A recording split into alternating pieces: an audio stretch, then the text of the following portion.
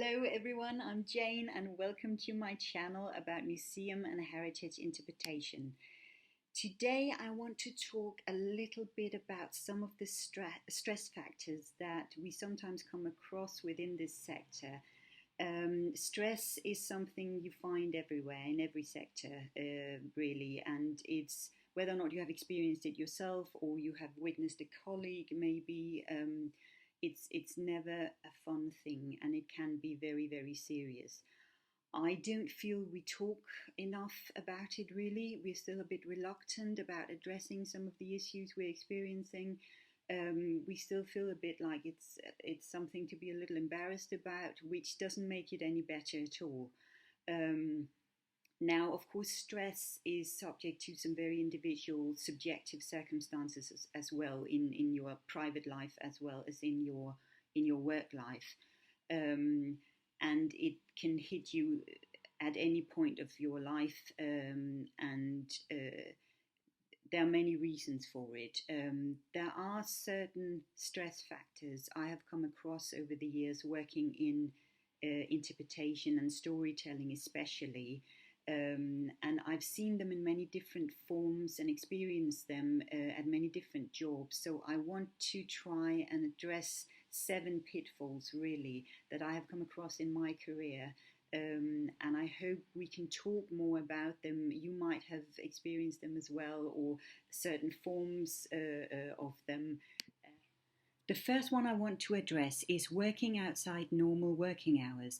When you are doing interpretation activities and events and so on, you will have to work occasional weekends, holidays and evenings. Whether you're setting up family activities during weekends or holidays, or lectures or talks in the evening, or online events, or whatever it is, there will be work outside normal working hours, because essentially you are working on projects that have to take place very often when other people are not working. It is important to make sure that you plan and arrange for having time off at another point. It's surprising just how difficult it can be to actually arrange. You have a more than full schedule already, so make sure that you actually get some time off at another point. The second one I want to address is project management. Quite often interpretation also have a certain degree of project management within it, or within the work you do.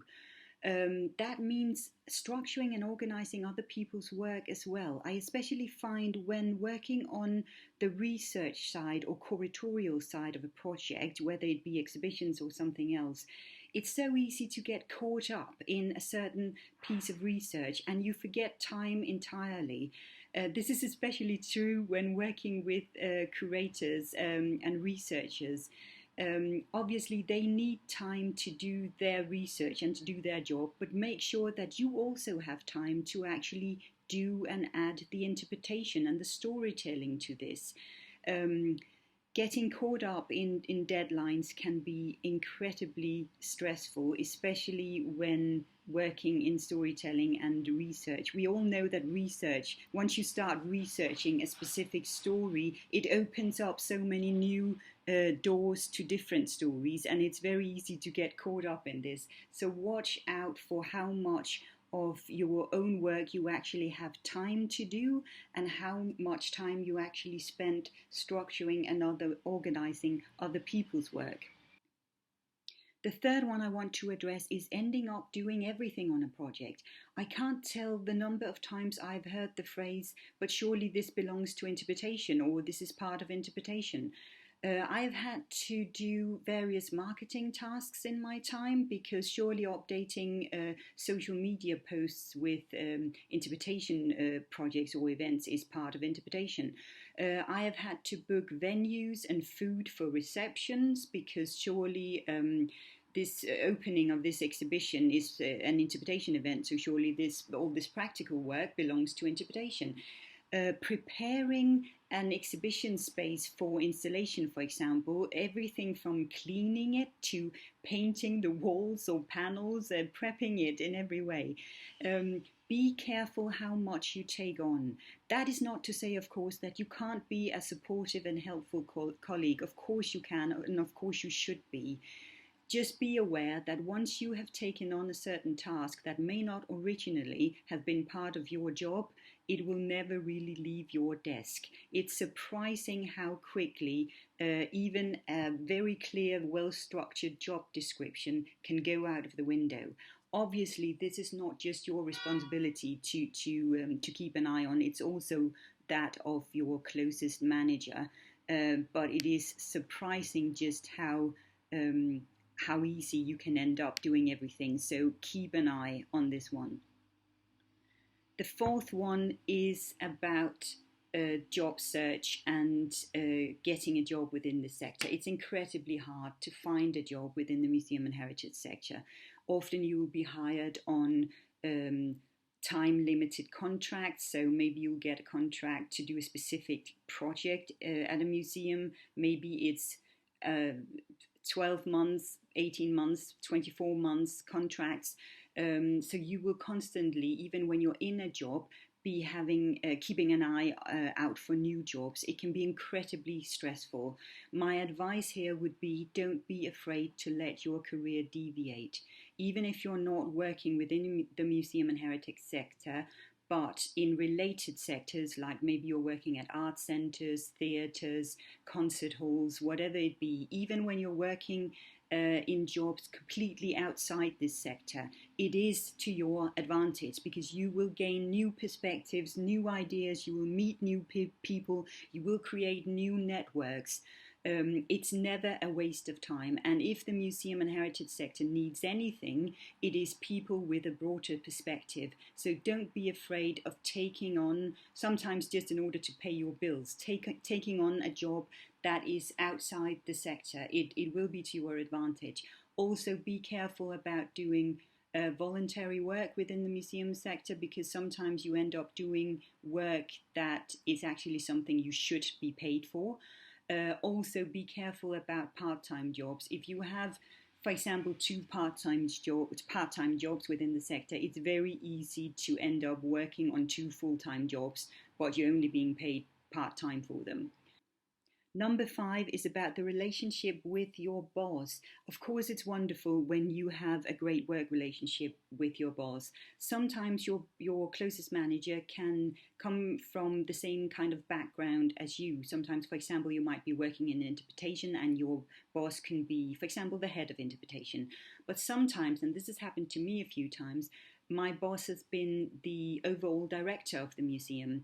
And that means they might not have a specific knowledge about interpretation or indeed know very much about how interpretation works. So that means you become the expert of this field.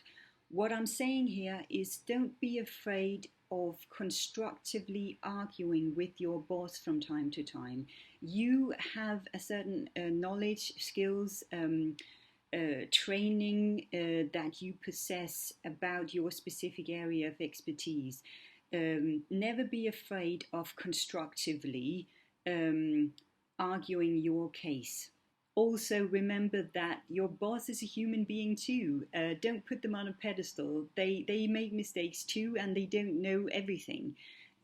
So having constructive discussions with your boss is something that should be a must, really, within any sector. Number 6 is about financial cuts and budget cuts. This will happen, particularly when you're working in interpretation. Interpretation is often seen as the icing on the cake, really. It's something that is very lovely, but we can do without it. So there will be cuts and they can come at all stages of a project. Of course, it's very frustrating when you are approaching the end of a project and you have been building up to this big finale, and then suddenly you can't do everything you wanted to do because the money is gone or something. It's very important here to remember to think creatively around what you're doing. There will be new doors opening, and it can actually open up new possibilities of looking at the storytelling differently and looking at your narrative and focusing it in a different way. It can be frustrating and it can cause some sleepless nights, this one. So be aware of it. It's not really anyone's fault necessarily. It's not your fault. It doesn't have to be your manager's or your organization's fault. But it can be a stressful thing when you can't actually do what you want to do after having been working on a project for a long time and putting in some long hours. The final one I want to address is about visitor expectations. Sometimes there will be visitors who will complain, sometimes just for the sake of complaining, and sometimes there will be visitors whose expectations you simply can't reach, and this is okay. Of course, always listen to feedback, always take it in whenever it's constructive. There will be criticism and feedback that isn't constructive at all. I would say forget about it, because you can't do anything about this. You can't please everyone. That's a fact of life. So don't let it stress you. Take in the constructive feedback, discuss it within your team, within your museum, with your closest manager, but don't let it stress you. It's simply a fact of life. You can't please everyone. So there we go, 7 pitfalls that can cause stress within the sector. It is of course important to remember that stress is very, very individual. What can cause stress to one person might not be seen as stressful at all to your colleague. I do feel though that these 7 are some I have come across in many different types of jobs, and therefore I feel they are probably things to watch out for, generally speaking, when working in this sector. There are many more, of course, and you will have come across some of your own as well. I think it's important that we talk about these and address them. They are not always negative. Sometimes they can end up producing something completely new or fresh angles on something, and that's of course fantastic. But some of them are also things that I think, especially working in interpretation and storytelling, you just have to be aware of. There are certain things you can plan for, like scheduling more time to do certain things. Always be aware of things like financial costs. Always be aware of different opinions, whether they come from your boss or from colleagues. Always be aware of what it is you are actually meant to be doing in your job and how much you are taking on. If you can keep that in mind, I feel that's definitely worth it, and you're on the right track.